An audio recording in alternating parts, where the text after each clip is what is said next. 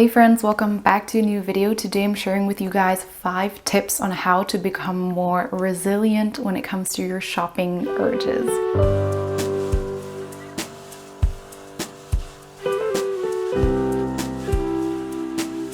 So I've been on a no buying clothes challenge for a little less than a year now, and I'm right now at a point where I hardly ever crave buying any clothes or anything, which I'm really happy about. So this challenge isn't even hard for me at this point, and I want to share with you guys what I learned, a few tips that I have for you, and I'm sure you can do it as well. And at the end, I'm going to answer some questions that you guys have sent me. So the number 1 tip that I have is to know your why. Now I say this for pretty much any challenge or any cause you want to pursue. Know why you want to do it. Be really passionate about it. And if you're not sure about why you want to do it, or you don't have a very strong why, then I encourage you to find one. So for example, when it comes to shopping or buying clothes, is it maybe for environmental reasons? Maybe you watch some type of documentary that teaches us on the impact of consumption. Maybe it's for humanitarian reasons. So maybe you've learned about how there are people being exploited and have horrible working conditions and you don't want to continue to support that. But maybe it's also just because you want to save money. But don't just say saving money as your reason to stop shopping. Go a little bit further. Why do you want to save money?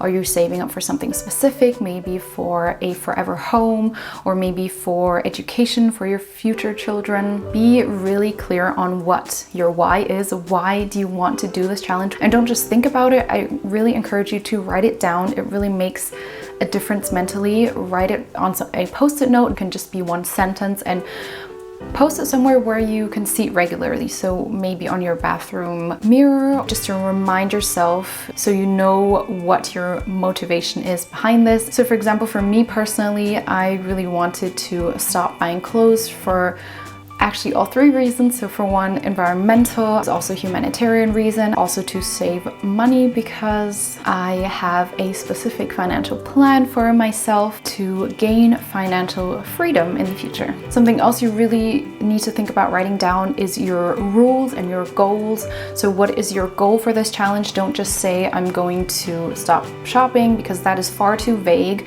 Be really specific. So for me, I said I want to not buy any clothes until the end of 2021, and I also had some rules or exceptions that I made for myself. Again, write that down. Make sure you're really clearly communicating your expectations and your goals to yourself. Then number 2 is to understand that most of the times your shopping desire or your urge is just a habit. So all that a habit is a behavior that is repeated often enough that it's become automated. And the way a habit works is there is a cue, there is a craving, the response, and the reward. So the cue is kind of like the trigger. Something you need, something that triggers your craving. So for example, the cue could be that there's a sale going on. So that triggers your mind to then have the craving of you really want to use or utilize the sale to your advantage. Then the response would be to give in to that craving, to then shop on sale, and the reward would be to have satisfied that craving, to know that you have utilized the sale. But for example, a different trigger or cue could be being stressed. That could maybe want you to de-stress a little, do something fun, and that could lead to craving buying new stuff. So the important thing is to identify your trigger. I would say everyone has a different trigger or cue, and it is really hard to go against a habit because it's so ingrained in our brain. So the easiest thing is to avoid the triggers, because then you're not even going to have the craving. So for example, for me, a big trigger or cue was other fashion Instagram accounts. They have amazing ideas, but it did trigger this desire to shop in me. So I unfollowed all types of fashion accounts. Then also browsing clothes was a big trigger for me. So I deleted all types of browsing shopping apps and really distanced myself from these potential triggers, and that just made it so much easier. Then you can also make it really difficult to follow through with the habit. So for example, maybe you could delete shopping apps if that's a place where you shop regularly. Delete your payment information or hide your payment information. Just think about steps you can make to make the process of buying stuff less enjoyable and just physically harder. Then on the other hand, we want to kind of build the good habit of not shopping,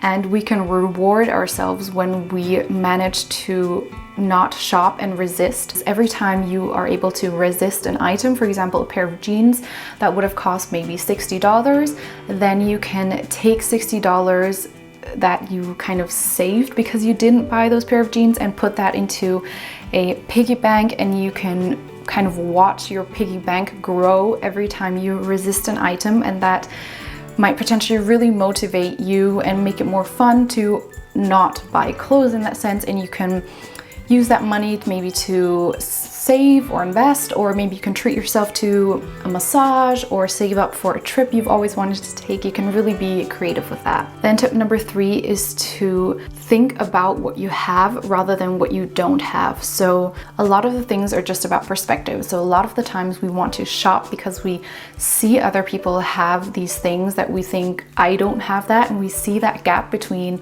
they have that, I don't have that, and we want to close that gap, and that kind of gives us the urge to shop. But instead of focusing so much on what you don't have, try to focus on what you do have. So try to practice gratitude. I know it sounds a little silly, but for example, with clothes, you can think about how thankful that you are that they keep you warm, or that they are a creative outlet for you, or that it's a way that you can express yourself through. Just try to shift your mindset and be a little more grateful for what you do have. And when it comes to creating outfits, maybe you see someone wearing this certain outfit that you'd love to recreate, but you don't feel like you have the pieces to recreate it. You might not have that specific skirt, but maybe you have something else that gives off the same look or energy, and you can kind of put your own twist on this outfit when you recreate it. I think it's a great way to kind of develop your own sense of style instead of just emulating what other people are doing. For example, if you don't have a certain belt that you want to use, maybe you can use a scarf instead to use as a belt. You can really be creative and experiment. I personally found a lot of fun in this part of having a small closet, trying out new things, kind of challenging myself to create completely new outfits with things that I've owned for years and years. Tip number 4 is to have a support system. I would say it's pretty hard to do this all by yourself. It's far easier if you have a accountability partner, someone who can be honest with you and say, hey, you do not need to buy this. We all need someone like that. So find someone that can not necessarily do this with you, but just be there for you and support you mentally. And tip number 5 is that time is your friend. For example, if your shopping trigger is stress, it might be a little hard to completely avoid stress because it's not as easy as, for example, avoiding certain social media channels. So when you've encountered your cue or your trigger and you now have that craving of wanting to shop something, this is going to be really hard to resist, but you can do it. And when it comes to this step, I would say that time is your friend. So I, for example, have a rule that I do not buy things the same day where I come up with buying it, if that makes sense. So there was an instance where I was, for some reason, really into battery candles, like not real flame candles, and I wanted to buy them. Suddenly I had this huge urge and this whole list of reasons why this was a good idea, and I was really talking myself into this, but I stuck to my rule and did not buy them today. I thought to myself, okay, I'm sticking to my rule, I'm not going to buy them today, but I'm definitely going to buy them tomorrow. Well, what do you know? Tomorrow comes around and I'm a little less intrigued to buy them because we're so emotionally stuck in or attached to this item. It's always a good idea to take some time off and to detach yourself from that emotional situation. So take some time, at least sleep on it, and then the next day maybe you have enough strength to wait another day. Just try to, I guess, drag it out as long as possible, because the longer you wait, the less it will be an emotional decision. So sometimes I even wait for months before I buy things. With my computer, I waited a year because most of the times the thing that we crave and want isn't necessary. So try to detach yourself from it emotionally. I know it's really hard. This is also a place where an accountability partner can be really helpful, that can help you wait at least one day, or even better, a few days. So these are my tips, and now I'm going to jump over and answer a few of your questions that you guys have sent me on Instagram. So be sure to follow me there, because I often ask you guys for your input over there. So I'm going to keep the names anonymous, just because I don't know if you want me to share your name. So the first question was how to distinguish a need and a desire/want in the moment. So as I said, it's really difficult when you are so emotionally attached in the moment. In the moment, I always have really rational reasons of why I need this, but in the end, it's always an emotional want. So it's hard to distinguish in the moment. So I would say to wait. As I said, time is your friend. I would say to wait at least a day, 2 days, 3 days, or even better, because after one day you're still a little emotionally attached. Looking back, I'm always glad I waited and in the end did not buy the item. Then someone asked, how do you get excited with a minimal wardrobe?